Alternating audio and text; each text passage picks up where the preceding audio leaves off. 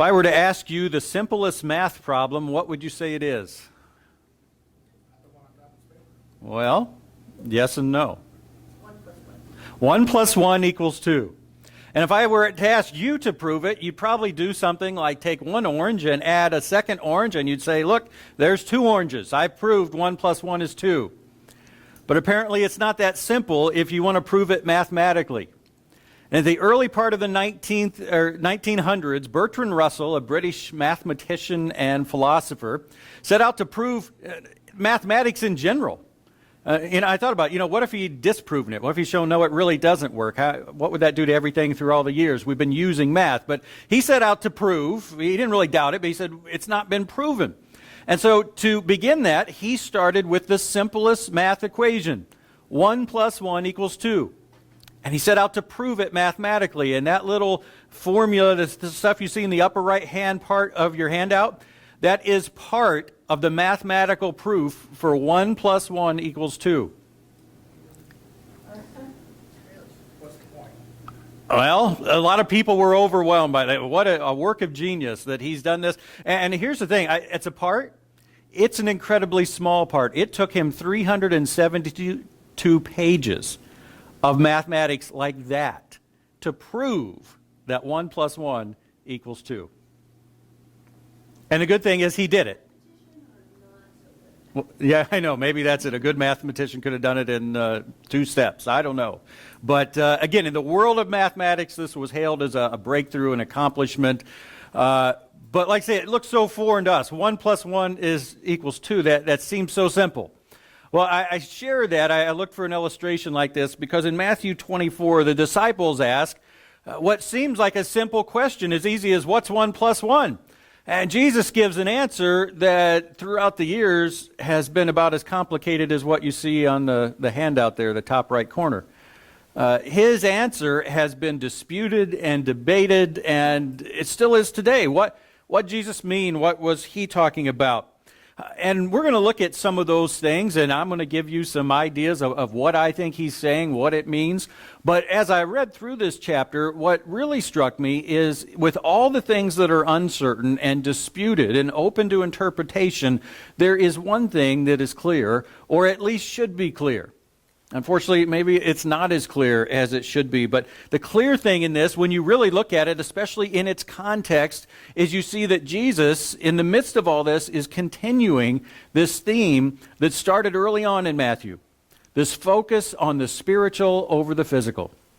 That Jesus' purpose is to set up a spiritual kingdom, not a physical kingdom, that our relationship to that kingdom, our discipleship in that kingdom is spiritual based, not physical based.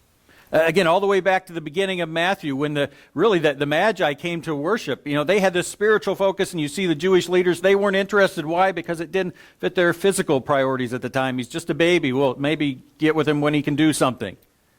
And then definitely the last few chapters that we've been seeing as we talk about, how do I know whose expectations I'm living by? Can you miss the purpose? And we see that you can miss God's purpose. There's no excuse for it, but it happens. And, can I handle the truth? It all has to do with what perspective am I coming from? Am I looking at the world through a spiritual perspective or a physical perspective? And Jesus is continuing that same thought here. And what I want us to see, the main idea today, is to the degree we misunderstand the spiritual nature of the kingdom, we miss the kingdom. And they're proportionate. Some people were looking here in Jesus' audience, they totally misunderstood it, and they weren't going to be in the kingdom at all.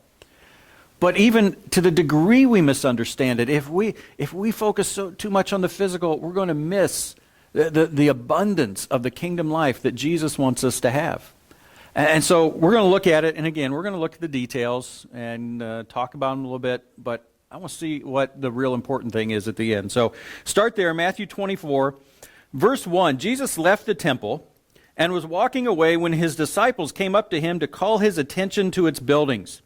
Now, it doesn't say what they were saying here in Matthew. I assume Matthew probably thought his readers, the Jewish readers, would know. Mark adds some details. They talk about how magnificent it was, how massive the stones and all this. Again, the Jews would know that the temple was impressive. This was the second temple, really. Solomon had built the first temple. It was destroyed by the Babylonians, and then it was rebuilt when the Jews came back by Zerubbabel.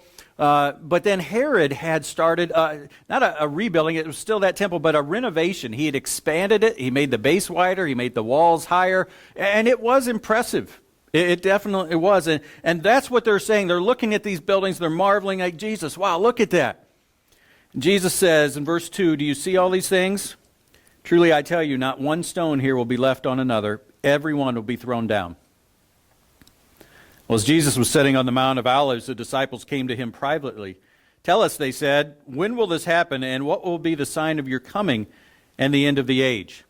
Now, that's the major question, and everything revolves around it. And one thing most people agree on is that the disciples didn't, we look at this and we see two separate questions. When will this happen? In other words, the destruction of the temple. And then what will be the sign of your coming and the end of the age, Jesus' second coming? And, for us, we know they're two separate things. The disciples didn't know that. They didn't know it was going to be, they didn't know he was going to leave. So they definitely didn't have this idea, when you come back 2,000, 3,000 years. No, they didn't have that in mind. And really that word coming can be appearance. And so they think when this temple happens, it's going to be a sign of Jesus. Not so much he's left and he's coming back, but to make an appearance. They really made an appearance. The emphasis isn't on, they weren't here and they are here. It's like, just look how they appeared. Look how they came in. Well, Jesus is going to come with such power. It's going to usher in the end of the age, and it's all going to be tied together in their mind. Now, Jesus doesn't answer the question that way. And there's many times where Jesus knows the people he's talking to, you don't get this yet, but eventually you will. And so he answers a question differently than they ask it. And as people today break that down and throughout the years, the usual approach is that Jesus starts talking about the destruction of Jerusalem, and then at some point in the chapter, he switches. And he starts talking about his second coming. Again, even though they didn't understand that they were going to be separate, he talks about it, and looking back, we can see it. And it varies where those breaks happen. Sometimes you can tell by the headings in your Bible where the people who wrote the Bible translated that one in that particular version where they think it breaks. But a lot of people would say it breaks at verse 36. Up till verse 36, Jesus is talking about the destruction of Jerusalem and the temple. And the reason they do that is because everything before verse 36, he talks about in those days. And then verse 36, he says, but in that day. And so a lot of people say that's where the break happens. Other people put it at different places in the chapter. There are some that say the entire chapter is about one event or the other. There are some, they would be the people who support the left behind view, the premillennial view, that would say the entire chapter is about the second coming. It's a little hard. One section definitely seems to talk about Jerusalem, but they apply everything. There's others who say the entire chapter is about Jerusalem and doesn't mention the second coming. And that actually is a little easier to view it that way, especially when you take Luke into account, that maybe the whole thing is about that. And I told you, I think some of you, that I've changed my mind after I was studying for this. I used to take that approach that the break is very late, if it's there at all. The whole thing may be about Jerusalem. But now, again, I read something that makes sense. I think what Jesus is talking about is he's talking about the entire church age. So he's not just talking about definitely Jerusalem. He's not just talking about the events right before the second coming. He's talking about everything from the time he leaves until the time he comes back. And then there's definitely one section in there, a group of verses, that focus on Jerusalem. So let's look at that with that in mind. Jesus answered, watch out that no one deceives you. For many will come in my name, claiming I am the Messiah, and will deceive many. You will hear of wars and rumors of wars, but see to it that you are not alarmed. Such things must happen, but the end is still to come. Nation will rise against nation, and kingdom against kingdom. There will be famines and earthquakes in various places. All these things are the beginning of birth pains.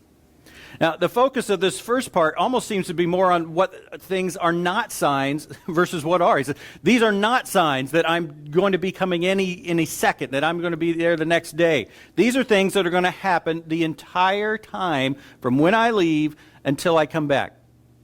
During that entire time. And, these are signs of the end in one sense, but not how near it is. These are things that are going to happen, but it doesn't mean I'm coming tomorrow. And the key point is of this whole section, and we're going to see it more toward the end, is Jesus is saying, don't be deceived during or even by what appears to us to be a delay. and has appeared to Christians throughout the ages, even in Bible times. There are people before the Bible was even done being written said, Jesus, he's taking way too long. Well, obviously that's just continued for 2,000 years. And part of his focus here is to say, don't be deceived, don't be disturbed, don't be shaken in your faith because I'm taking longer than you expect.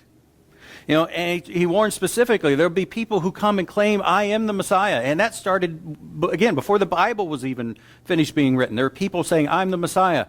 He's saying, and they'd point to these, well, look at this war, it's the end times, it's here, I'm the Messiah. He said, those are not signs to support a person's claim. Those are going to happen the whole time. When he goes on in verse 9, he says, then you will be handed over to be persecuted and put to death, and you will be hated by all nations because of me. At that time, many will turn away from the faith and will betray and hate each other, and many false prophets will appear and deceive many people. Because of the increase of wickedness, the love of most will grow cold. But the one who stands firm to the end will be saved. And this gospel of the kingdom will be preached in the whole world as a testimony to all nations, and then the end will come. Now, the first thing, that word then in verse 9 doesn't mean that, well, after everything in the previous verses happened, then this is going to happen. He's talking about during. Then also, while these wars and famines are going on, you're also going to be persecuted.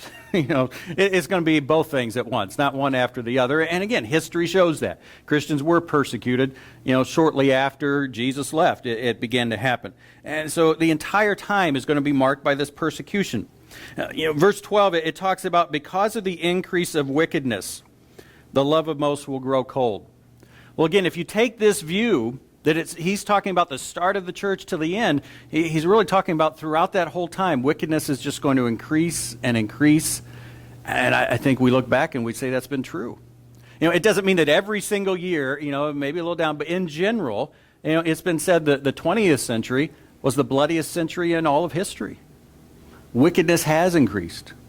And the warning there, the love of most will grow cold. Jesus said at the beginning, it's going to be, wide is the gate that leads to destruction, narrow is the gate that leads to life. But as time goes on, it's going to be even worse, he says. Even less people will have love for God.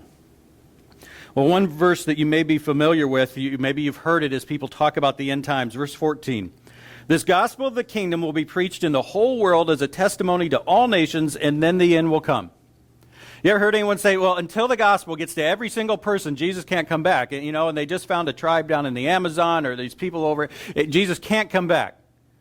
Well, the problem with that is we take language the wrong way. We don't understand the nature of language. And we use language all the time in a certain way, but then we read the Bible like we don't do the same thing. And even what I just said, all the time. Again, no one stops to think, well, all the time, Steve, do you mean literally all? If you had a friend that said to you, hey, I worked all day yesterday, are you going to press them and say, literally, you worked 24 hours? You worked 24 hours. Yeah, 24. Maybe they did. Some people, a long shift, 20, but all day. You never stopped to eat lunch? You didn't go to the bathroom? Well, okay. But I think the point is becoming clear. Language isn't always meant to be taking, it's whatever the intended meaning is. That's going to come true. Well, the Bible shows us what the intended meaning of this was, that the gospel was going to be preached in the whole world, because Colossians 1:23 says, this is the gospel that you heard and that has been proclaimed to every creature under heaven. Now, had every single person living heard it? No. But what it's saying, it has gone out into the known world, and it spread rapidly. Paul says something similar in 1:8. He says, your faith is being reported all over the world. Had every single person heard about the faith of the Romans? No, but he's saying it's gone out. So again, Colossians makes it clear. If that's what is required before Jesus can come back, well, he can come back ever since Colossians 1:23 was written. It's now that stipulation, that requirement's been met. So no longer, if you hear someone say, oh, it can't happen yet, it can. Verse 15, so when you see standing in the holy place the abomination that causes desolation spoken of through the prophet Daniel, let the reader understand. Then let those who are in Judea flee to the mountains. Let no one on the housetop go down to take anything out of the house. Let no one in the field go back to get their cloak. How dreadful it will be for those in those days for pregnant women and nursing mothers. Pray that your flight will not take place in winter or on the Sabbath, For then there will be great distress, unequaled from the beginning of the world until now, and never to be equaled again. Did you notice a shift there? It sounds maybe a little different, a little more specific. This is the section that is focused on the destruction of Jerusalem. This is an answer to that question. He's saying, here's what's going to happen the whole time from my leaving to my coming back. But then in verse 15 and following, the focus is on the impending, and you notice in verse 21, the great distress. Prior to this, and it doesn't come through in the translation, but up in verse 9, he says, you will be handed over to be persecuted. A couple major translations say you'll be handed over for the tribulation. The word there is distress. And so he's making a contrast. There's going to be distress the entire time, but during this period where Jerusalem is under siege and destroyed, he's calling that the great distress. And certainly for his Jewish audience there, you can see why that for them would be the great distress.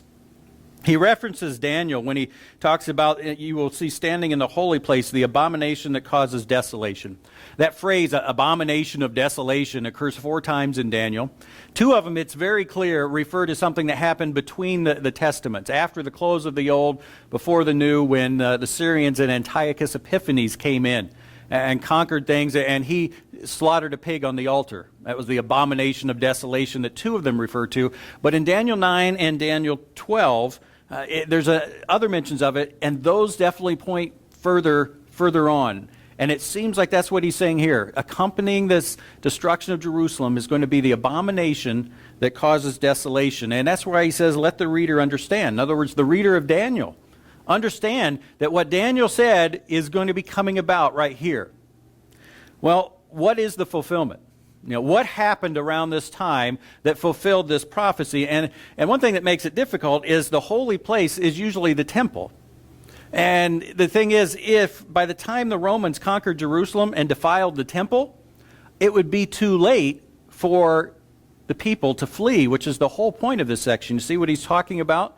Fleeing, leaving, don't go down to the house, don't come back in.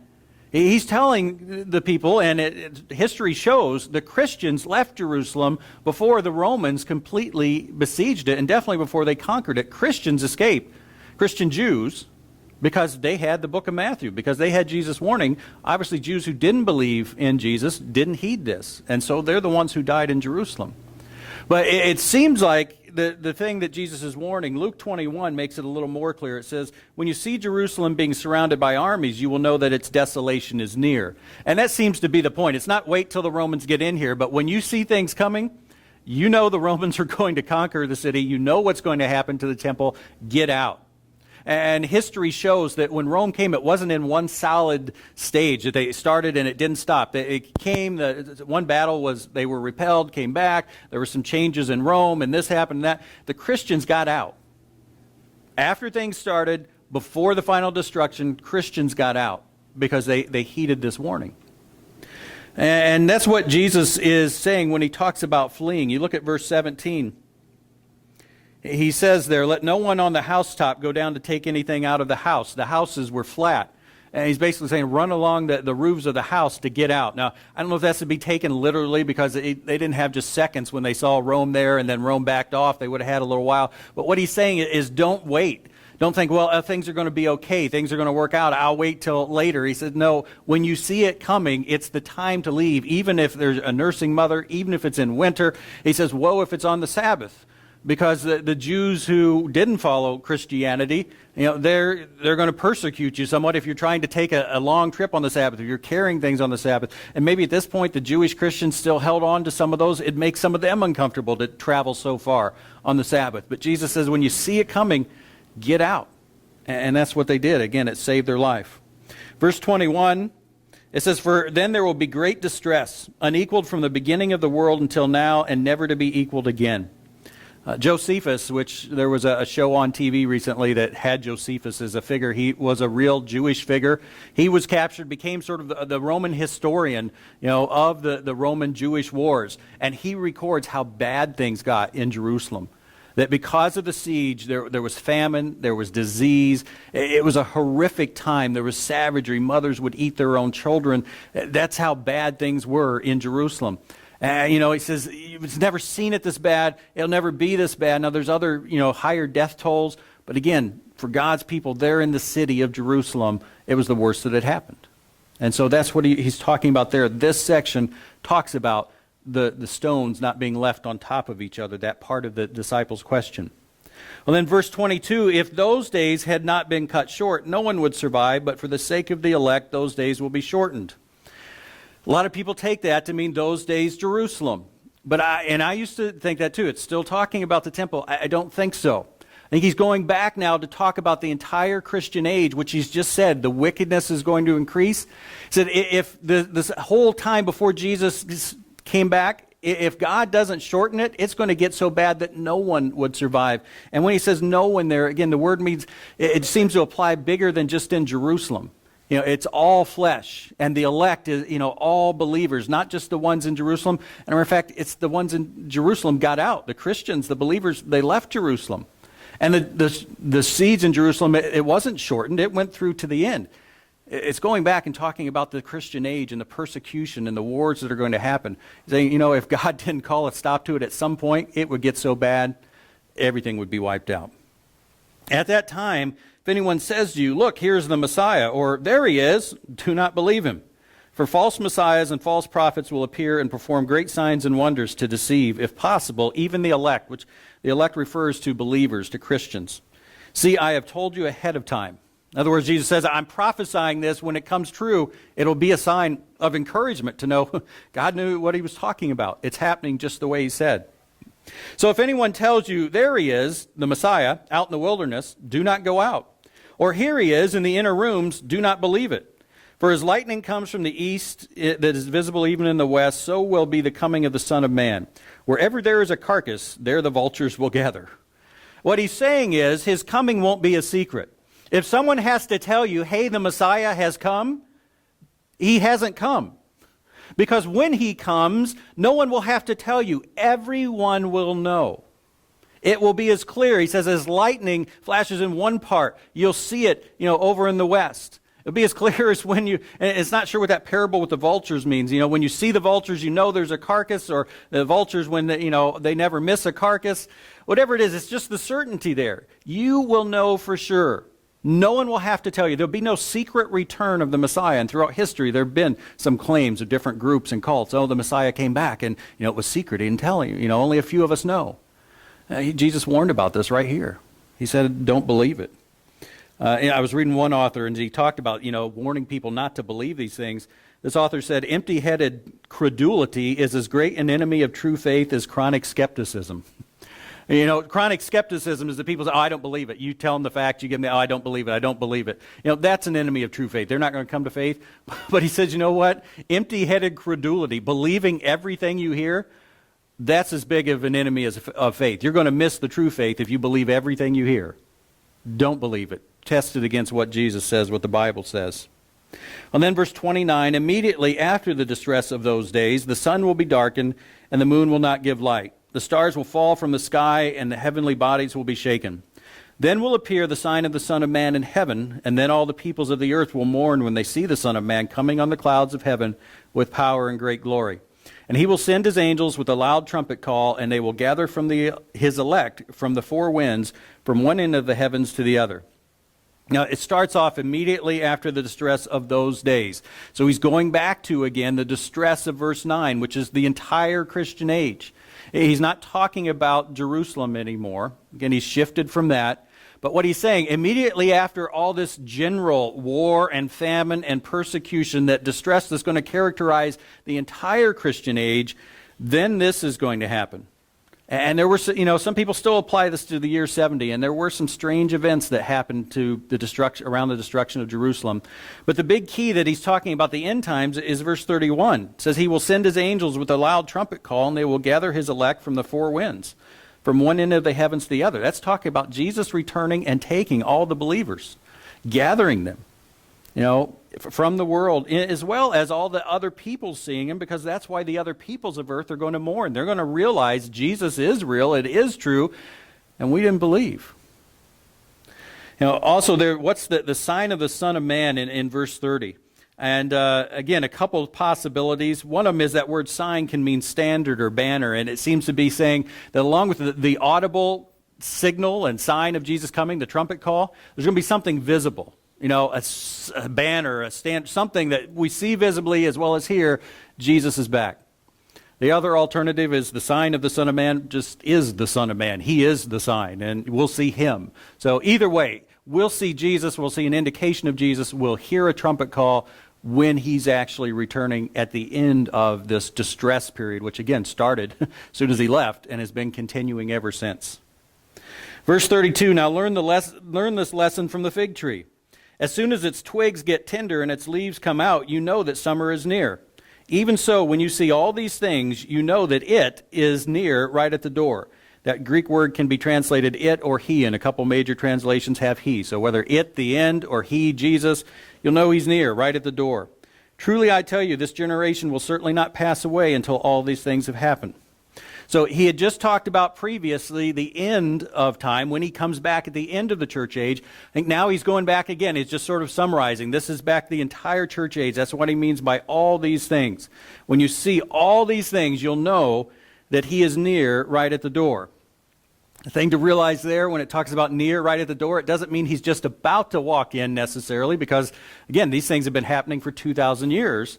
What it means is the next step in God's plan is this. There's nothing, when these things happen, from that point on, and literally from the time Jerusalem was destroyed, Jesus can come back at any instant. There's nothing else. There's no other step in the middle is what it's saying. He's right outside the door.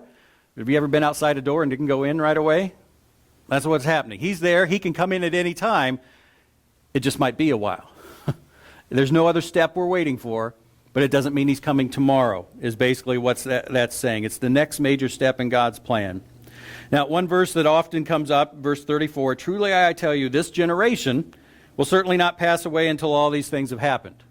And that's caused some problem. And I used to wonder, the people who talk, well, this is all about the end times. How can it be this generation? And they try to twist it and it's the generation that lives right before Jesus comes back. They won't pass away. Well, of course that, but he's talking to these people. That's what it means. You, the people I'm talking to, you won't die until these things have happened. Well, again, if you take it to mean the second coming, those people aren't still alive.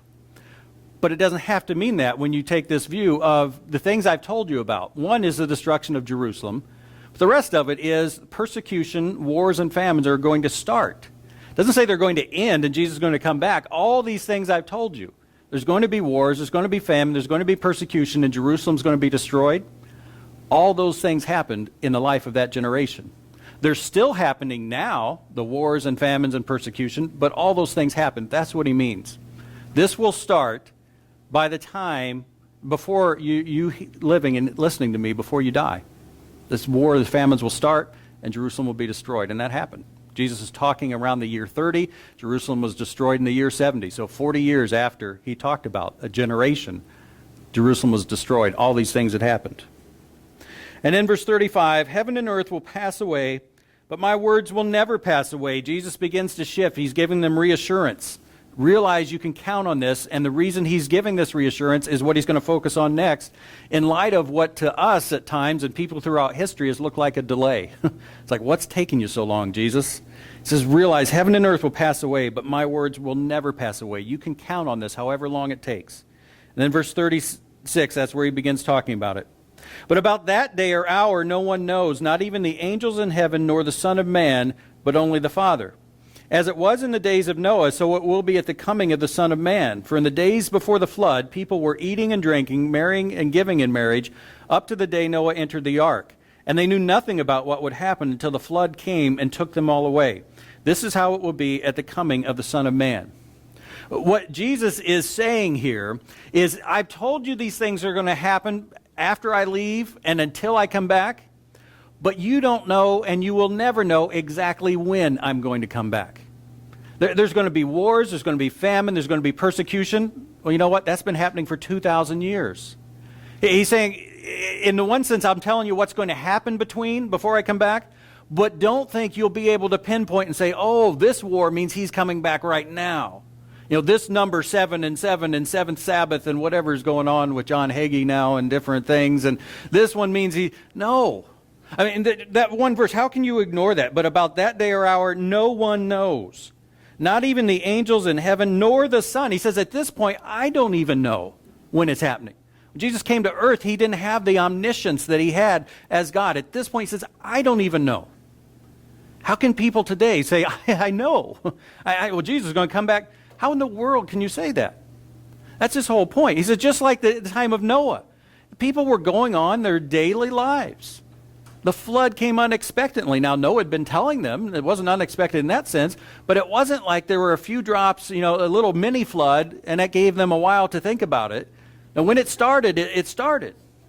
And he's saying the same thing. There won't be any indication that you've known, okay, after 2,000 years, 2,500, he's coming tomorrow. He's coming next month. There will be nothing like that. You aren't going to know. And again, from the destruction of Jerusalem on, he could have come, and he can come any second. There's nothing else we're waiting for. There's nothing else that will signal it. And we'll say, oh, this is it. 2 men will be in the field. One will be taken and the other left. 2 women will be grinding with a handmill. One will be taken and the other left. These verses are what gave rise to the Left Behind. That's the title, Left Behind. The whole premillennial view and the rapture. Jesus is going to come back. He's not going to touch down, so this isn't really the second coming. He's going to take all the believers out of the world, and then I don't know all the details. It's not my view that I personally hold. And I'm not, again, when it comes to the end times, I'm not saying for sure which one's right. But here's the problem with that. This verse in its context is just talking about the distinction. When Jesus does come back, when it does end, there'll be 2 people that have been side by side. One of them is going to be taken, the other is going to be left. One of them is going to be saved, the other is not going to be saved. It's not taken out of the world. It's just one's going to be saved, one won't be saved at the judgment. And you know what else? It doesn't even say taken for what. Are they going to be taken to heaven, or are they going to be taken for judgment? Because he's been talking about both of them. So it doesn't even tell who's going to, that's his point. Not they're going to be taken out of the world secretly and the whole clothes folded on the seats thing. I personally don't see that. He's just saying when Jesus comes, these 2 people.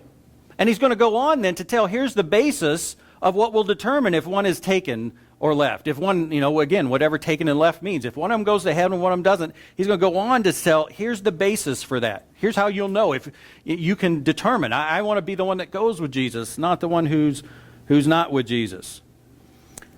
Verse 42. Thank you. Wow, those numbers keep getting smaller. Therefore, keep watch, because you do not know on what day your Lord will come. You don't know.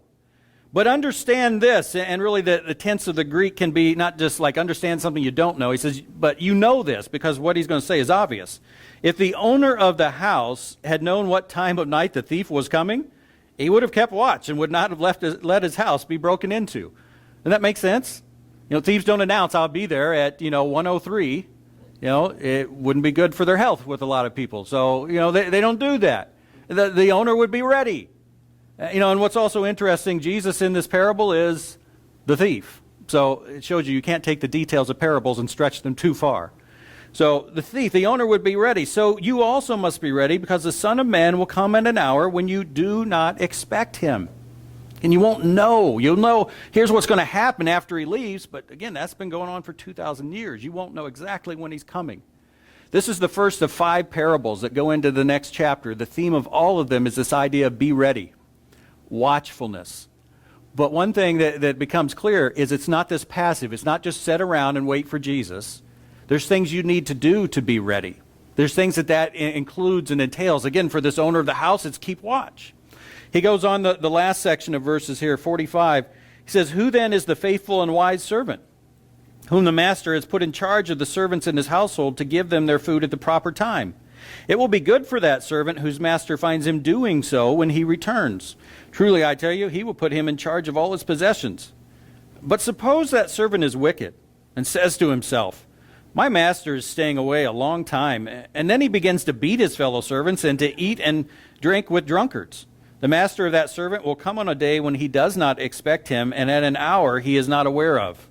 He will cut him to pieces and assign him a place with the hypocrites, where there will be weeping and gnashing of teeth. Talking about eternal judgment there. These verses here are the culmination. You should have noticed in verse 42, what's the key word there? Therefore. Whenever you see therefore, see what it's there for. He's saying, in light of everything I've just said up to this, therefore. Here's the application. Here's what you need to do. All the details I've told you, they're sort of interesting. Here's what's going to happen. Here's what you need to do. And so let's look at that. As I was going over this myself, and especially the first time I just read through it on my own and took notes, I'm like, okay, I'm not really sure. What is clear? And that's always a good approach to studying a passage of the Bible. What do I know? And so here's some things that are clear, both from the text and from history, from experience. And you don't base your theology on experience, but definitely your experience should line up with your theology, or your theology might not be true. And so history shows us as well. First of all, there will be wars and natural disasters during the entire church age. That's what this is saying. This chapter is not just about the end times right before Jesus comes. Again, it is about the end times, but realize we've been living in the end times since Jerusalem was destroyed. Everything since then is the end times. These things are really to be expected if you think about it, because the kingdom, it's already but not yet. It's not been fully realized. And so we should expect there's going to be evil in the world. We should even expect there's going to be natural disasters. Romans, I didn't put it on the handout, I had a lot of verses there, but Romans says in chapter 8, "For the creation was subjected to frustration, not by its own choice, but by the will of the one who subjected it, in hope that the creation itself will be liberated from its bondage to decay and brought into the freedom and glory of the children of God." That's talking about natural disasters. God didn't create a world and say, I want there to be earthquakes and floods and tornadoes. They're part of sin.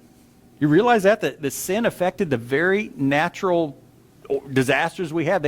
They're a part of that. And he's saying, when Jesus comes back, there's not going to be those things in the new heavens and new earth. Second, what is clear, again, that verse was Romans 8:20-21, if you want to look that up. Second thing, Christians will be hated and persecuted, again, during the entire church age, and that's definitely been shown. We see it in the Bible, we see it in history with Rome, and all throughout the time up until now. And it's promised in other places. In Matthew, Jesus said, "You will be hated by everyone because of me." Timothy says, "Everyone who wants to live a godly life in Christ Jesus will be persecuted." Again, we don't like to hear that. There's a distinction between what I like and what's true. I don't like that, but it's true. Christians are going to be hated and persecuted, and as Jesus said in one point, it's only going to get worse. Next, people will try to deceive Christians. Said that in the text. Said there's going to be false messiahs. Also said there's going to be false prophets. Other parts in the Bible warn about this. 2 Peter said, "But there were also false prophets among the people." That's looking back to the Old Testament. "Just as there will be false teachers among you," among Christians. "They will secretly introduce destructive heresies, even denying the sovereign Lord who bought them, bringing swift destruction on themselves." And we don't know what that means. It doesn't mean they're instantly struck dead, but there will be a consequence. "Many, though, will follow their depraved conduct and will bring the way of truth," Christianity, "into disrepute." 1 John 4:1 says, "Dear friends, do not believe every spirit, but test the spirits to see whether they are from God, because many false prophets have gone out into the world." And when it uses spirit there, it's not talking about some apparition that's going to come and talk to you. It's talking about the spirit, the overall character. That person has a good spirit. It's talking about, test a person. What they say, what they do by the Bible. Don't just assume, someone says, oh, this is what God says, this is what the Bible means, that it's true. Check it out for yourself, because there will be false prophets, it's saying. That's true the entire church age. Next, Jesus' return will be clear, but not necessarily soon. When he comes, we will all know it. No one will have to tell you, oh, he came yesterday. Go over here, you'll find him. It will be clear, but not necessarily soon, is what he's saying here, and definitely the Bible echoes this. 2 Peter 3, Peter says, "Above all, you must understand that in the last days," when are the last days? Now, every time since Jerusalem fell in the 70. "Scoffers will come, scoffing and following their own evil desires. They will say, 'Where is this coming he promised?'" See, this is back when Peter's writing. They're saying, "Where is he?" "But do not forget this one thing, dear friends. With the Lord, a day is like 1,000 years, and 1,000 years are like a day. The Lord is not slow in keeping his promise, as some understand slowness." Again, I put delay in parentheses when I say it. He's not delayed. There's nothing that's thrown off his plan. To us, it may seem that way because it's been so long, but his plan is going on just the way he intended. And the point of all of this, the thing that we really need to get from this is be prepared. That's what these parables, that we saw two of them today, we're going to look at more of them next week. That's the theme of all of them. You need to be prepared. Now, what's it mean to be prepared? Well, you look at these parables and it's whatever fits the situation. You know, the owner of the house, there's a potential for a thief to come. Well, it means he needs to keep watch because he doesn't know when the thief is going to come. You know, this wicked servant, you know, he should be prepared by following the instructions of his master, taking care of the other servants that are in his charge. You know, the wicked servant didn't. He beats them. He goes out on his own. Well, for us, what's it mean to be prepared? You know, what's our situation? What are our instructions?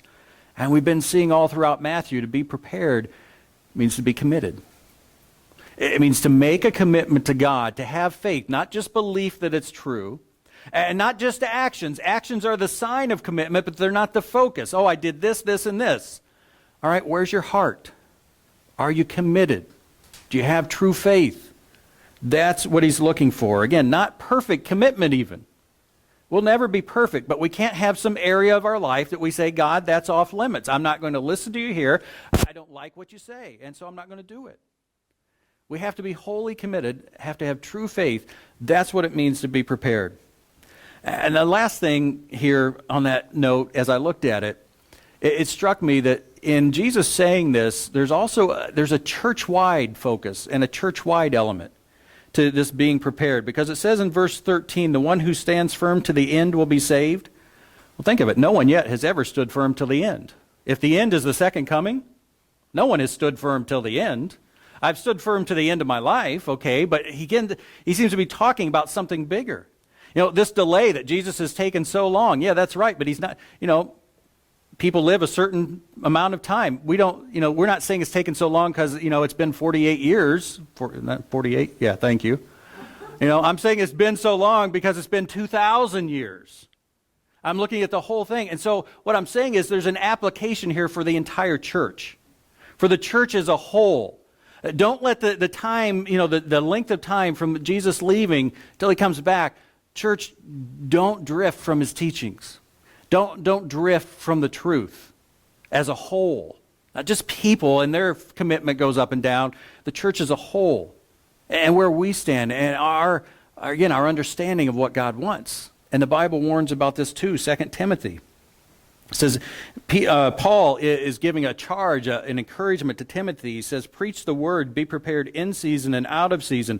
Correct, rebuke, and encourage with great patience and careful instruction. As a preacher, that's what you need to do. Then look what he says in verse 3, for the time will come when people will not put up with sound doctrine. Instead, to suit their own desires, they will gather around them a great number of teachers to say what their itching ears want to hear. And he's warning Timothy of that, again, 2,000 years ago. But it's going to happen the entire church age. And again, it's not a steady climb, you know, up, down, back and forth, one part of the world, not another part. But I tell you, our 21st century American church, this is something to think about. You know, I had this sermon in mind, and I was made aware of a Facebook post yesterday that said, share if you love God. In 120 seconds, he will do you a favor. Yeah, at first I thought it said share in 120 seconds and he'll do you a favor, and that was already bad. But the 120 seconds is that, you know, don't put this off, do it right now, and God will do you a favor. No, it's not even that. It's share, and God's going to do you a favor within 2 minutes.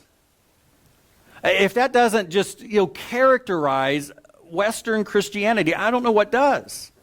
I can share something on Facebook, and God is obligated to do me a favor. But it's share if you love God. So, you know, it's all about me loving God.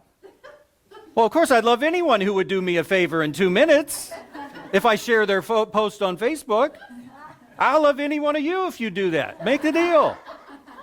What a religion. You just keep clicking that mouse. Come on. But, you know, the phrase, you know, a great number of teachers to say what their itching ears want to hear. Wouldn't you like that? I'd love it if that were true. But it's not. Come on, that's not God. It makes me God and him the bellhop. our itching ears. The church as a whole needs to be careful too. And, what's the root problem? We always come back to this, and it comes down, again, he's warning us, be prepared, be committed. Well, what's the root problem? Why wouldn't a Christian be prepared? Why wouldn't I be committed? I've read the Bible. I see this. I know what I'm supposed to do. I think the root problem, it starts just where this whole chapter started. Verse 1, Jesus left the temple and was walking away when his disciples came up to him to call his attention to its buildings. Do you see all these things? He asked. Truly I tell you, not one stone here will be left on another. Every one will be thrown down. When the disciples said that to Jesus, look at these buildings, where was their focus? Physical. Look at these impressive buildings. Look at these massive stones. And in that day, it wasn't just the beauty. It's like, look at this, what we have. We have the temple of God. The Jews do. This is going to be so wonderful when, again, you set up your kingdom, and this temple is the center of everything. It's so magnificent. We've got God right here in this building. This magnificent building. And then what Jesus says, not one stone will be left on top of another. We read that. Stop and think about, what if someone said that about, again, Washington, D.C., we're there, like, look at this, the Capitol, wow, look at all these things, and someone says, yeah, not one stone's going to be left on top of another. Well, unless you rule out natural disasters, that's saying something's going to, it's not just that the building's going to be destroyed. They knew that means our whole system is going to be in upheaval. It means the whole thing's going to be turned upside down. It's not just the building, everything that building represents.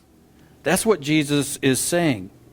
But the destruction of Jerusalem and the end, again, as Jesus talks about both of these things, he said, wherever the break is, if I'm right, if other people are right, if part of it's Jerusalem, part of it's end times, both of those confront this physical idea. Don't hold on to that temple. It's going down.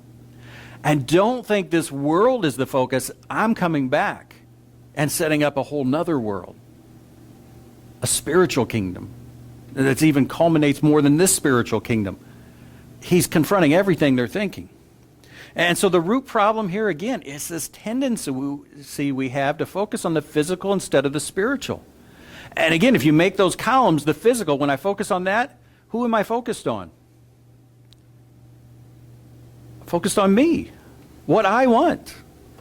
And when I'm focused on the spiritual, I'm focused on God and what He wants. And again, my religion, it may be, God, I love you. Again, the Facebook, well, share if you love God and you'll get something. That's a physical focus. It sounds godly. I love God. But it's all about me. I'll get what I want. And that's what he's saying to these disciples. You are so focused on the physical. You've got to get past this. And he's saying it to all of us to truly get it, what I intend and what I have in mind. Well, why do we struggle with that so much? And I think the reason is because we think... We see, and again, you could line them up, sight versus faith, physical, me, sight, spiritual, God, faith. You line it up, and it looks like my focus on the physical is the best thing for me. If I focus on the physical, again, throw God in to whatever degree, but I live my life with a focus on the physical, what I can see and me and what I need, that's the best life. At the end of it, that's going to be the best life. Well, to the degree we misunderstand the spiritual nature of the kingdom, we miss the kingdom.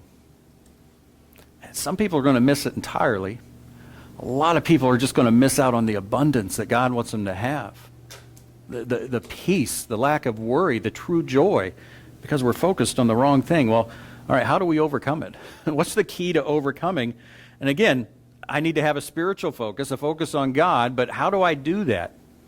And I think the answer is I need to trust. Again, it all lines up. Physical, me, sight, spiritual, God, faith, trust. I need to trust God. What's that look like? That means in the little things that come along. And God knows where you are. He's not going to put some challenge in front of you that's way, that you'll never be able to attain and be able to pass the test. It says He only, gives us situations that we can handle at the time. But He's going to give you a test of faith, and you're going to have the choice. Am I going to walk by faith or by sight? Am I going to do the thing that it looks like this would be best for me, or the thing that, God, I'm going to trust because you've said this is best? And you know what? You need to start small where you are, and God will give you something small. You need to start tangible. And I say that, and every time I say it, I hope you know, it's not to get more money, but when I say tangible, I'm talking about giving. Because it is so black and white, so dollars and cents. I give, and that's why the tithe isn't commanded, but it's a pretty good standard of, wow, it's a step of faith to give 10%, again, unless you're doing really, really well. And even those people struggle, because usually how much money's enough? Just a little more. And so even for those people, 10% is a big chunk. But it's a good step of faith. Again, Lisa and I wouldn't be where we're at now if it wasn't for the times in the midst of really difficult financial times. We continued to give 10%. We saw God act, and now as we face other non-financial issues, we're like, well, he's shown us in that, tangible, dollars and cents. He'll be with us now. Now, it doesn't mean there aren't the moments of I believe, help my unbelief, but down deep we know it. Well, what do I need to do now? I had the thought as I was going through this preparation, we need to ask ourselves, we've been talking about Jesus coming back. If I knew Jesus were coming tomorrow, if somehow I did know, and again, his whole point is you aren't going to know, so you need to live your whole life this way. But if I did know he was coming tomorrow, what would that change? And I don't want you to focus on that. Oh, I'd stop doing this and this. I'd start doing...